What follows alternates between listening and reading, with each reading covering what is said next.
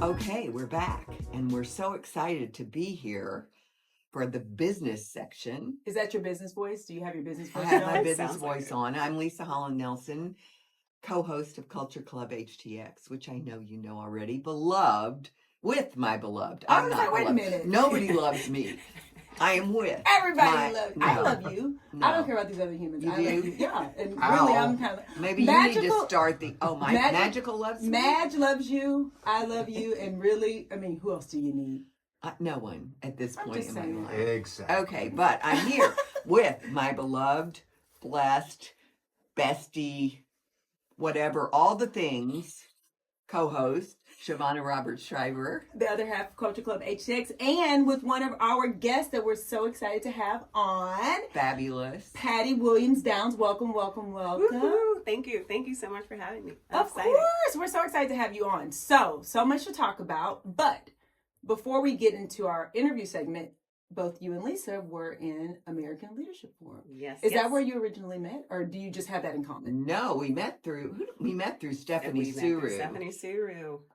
Our I've been talking to She's her all moving day. into She Space. Oh my goodness. I've been talking to her No. literally all day. Hi, Best Stephanie. decision. We love you, Best Stephanie. decision. Hey, Steph. Do you officer too? Oh, yes. She did. Oh, yeah. excellent. I mean, I'm you're moving into right offices. in the spot between everybody. Mm-hmm. Yeah, she's across. She's going to be across from Rosalind. What office? What number are you? I'm 6. I'll be 6. Don't know. Okay. Yeah. Okay. Anyway, this We'll is the see She you. Space Club. I'll just be dropping in all the time. There you Yes. go. I already told Pop Steph. drive-bys. Yes. Yeah, count on me. But all that being said, we met when you were still at what was the name? One Goal. One Houston. Goal. Mm. Yes, and you were the CEO and building this extraordinary organization. And Stephanie was one of your biggest supporters. Yes. And yes, she yes. invited me to the dinner. Yes. Ah. And you know me, we kind of took a look at each other. I thought she was great Immediately looking. clicked. You know me. Well, I did this to her, so she's very. I know how she operates. Okay, so you were at One Goal, but now you're the founder and CEO of Breaking Bounds Enterprises. So talk to us a little bit about Breaking Bounds. What are you doing there? What's new? What's exciting? What are you up to? Yes. So, from being the executive director at One Goal Houston, it was a nonprofit that was supporting kids across Houston, and it just taught me a lot about leadership. And what Breaking Bounds does is we are in the business of transformation. So before I say anything about the technical things that we do and all that jazzy stuff, we're in the business of transformation. And we do that with 2 subsidiaries. So we have Breaking Bounds Coaching and Consulting, and then we have Breaking Bounds Media. And essentially what we want to do is help leaders and their businesses evolve. Like everybody has a dream, right? And we want to say, hey, let us help you evolve who you are as a leader. Let us help you evolve your company.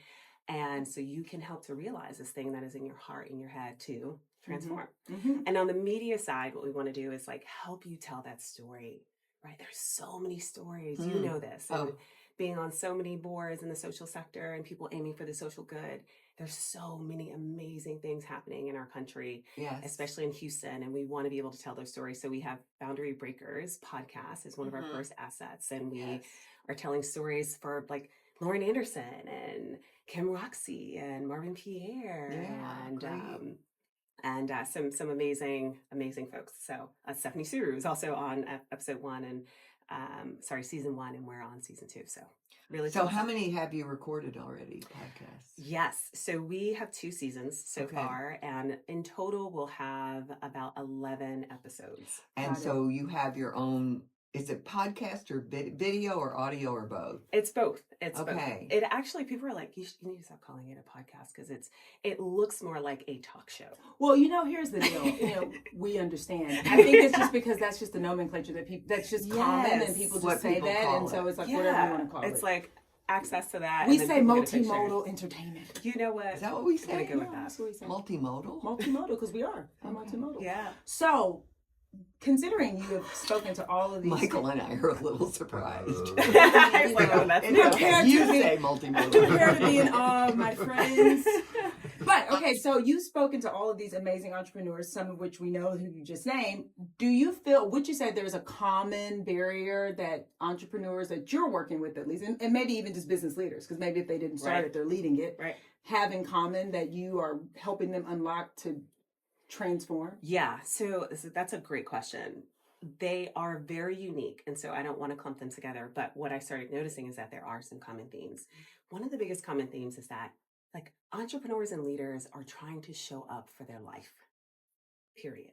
Like they see the opportunity, they see a need, whether it's from their origin story or something in their lived experience, and they're just trying to show up for it, right? They're like, I have an idea and I can do this thing. And so that's one common theme is just this like boldness that they have to want to solve something good in the world.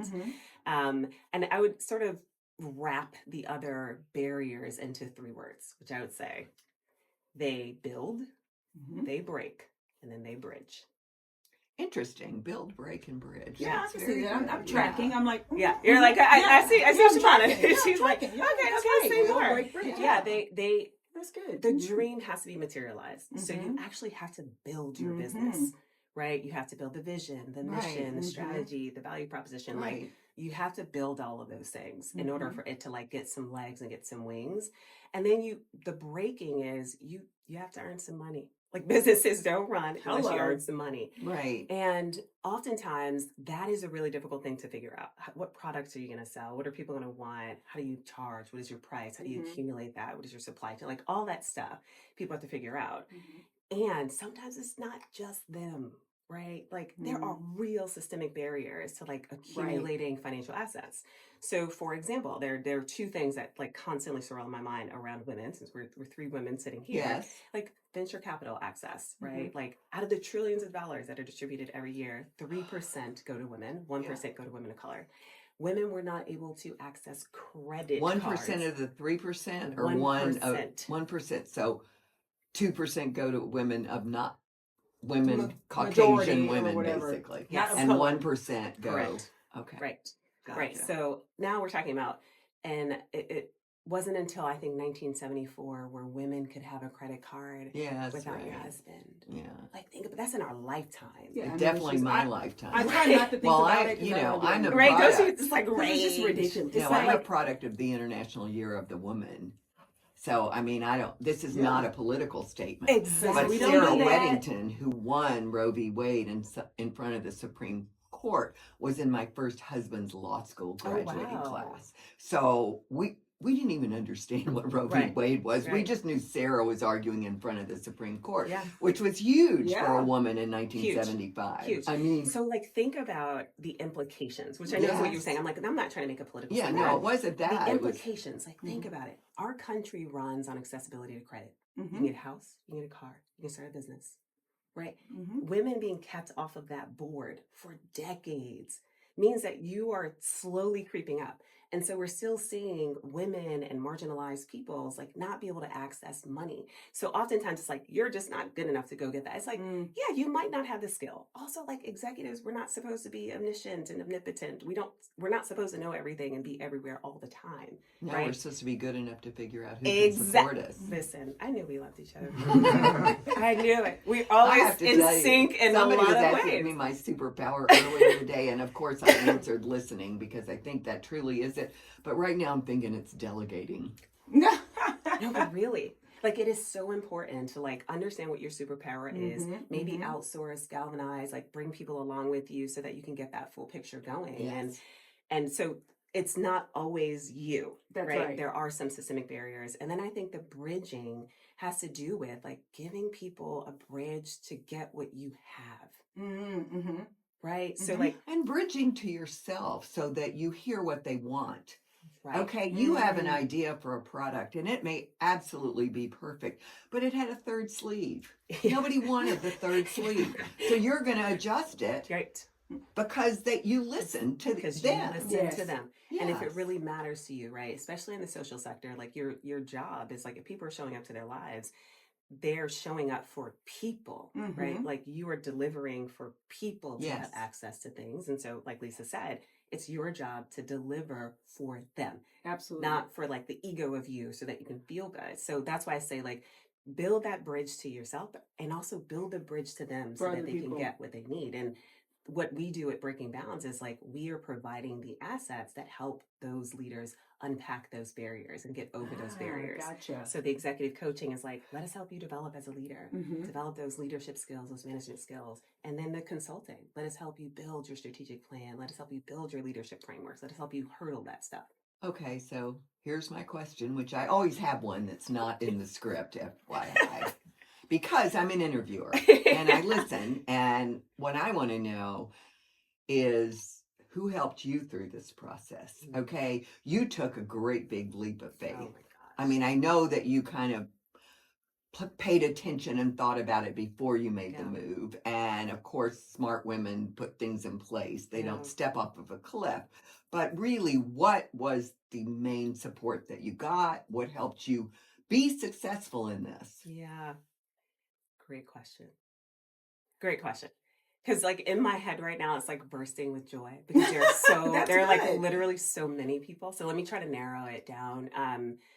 I am really blessed to have so many people that like believe in me, not the stuff I do, not the titles, not none of that. They're just like I have people who think that like my dreams are inevitable success stories, right? That like my sister has said to me, like, she's like, when you get on TV, I'm going to be that person that says, I knew it, right? Like I have those people, right? Who are just like, I'm behind you and I believe in you and your dreams and who you are. And so I mean, a couple of people, but groups come to mind. My husband, you know, like there's a sort of quintessential phrase behind every great man is there's a great woman. And I think there's often true in reverse that behind every great woman can be their partner. And for me, that's my husband. He is my cheerleader. So he was the person who encouraged me years before to take the leap, to answer your question. Yeah. He was like, you can do it. I was like, no, I don't think you understand. I don't really know what I'm doing. And he's like, no, you can do it. Like, we'll be okay. You will be okay. You can do this. And every leap that I've made in my career, he's been behind me saying, you can do it. And when I get nervous or doubtful, he's the one encouraging me. My family of origin, they're all the way in New Jersey, and they always root for me. Like literally, no matter how far away I am or they are, they're always rooting for me when they can.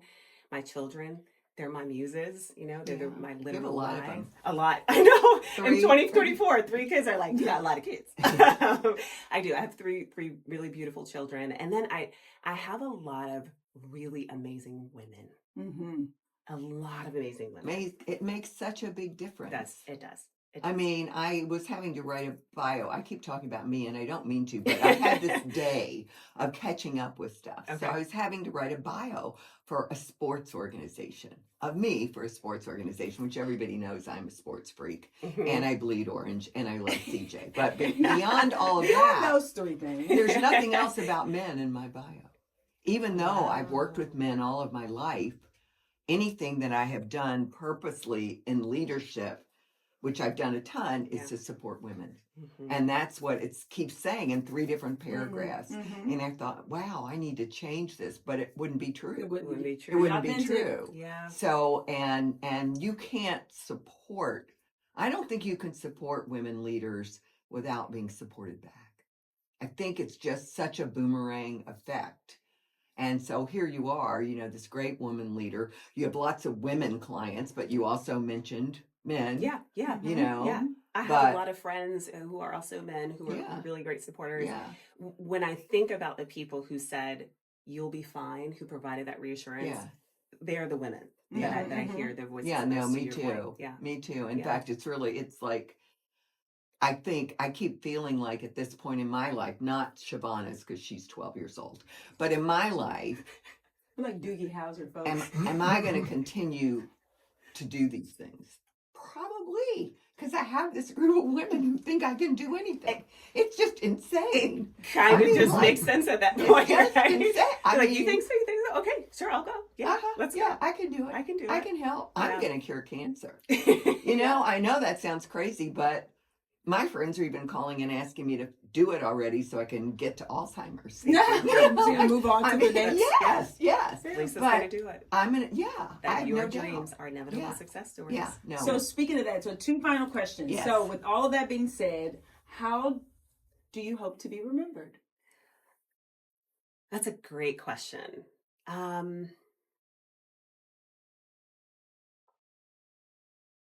I want to be remembered as someone who left a place way better than I found it.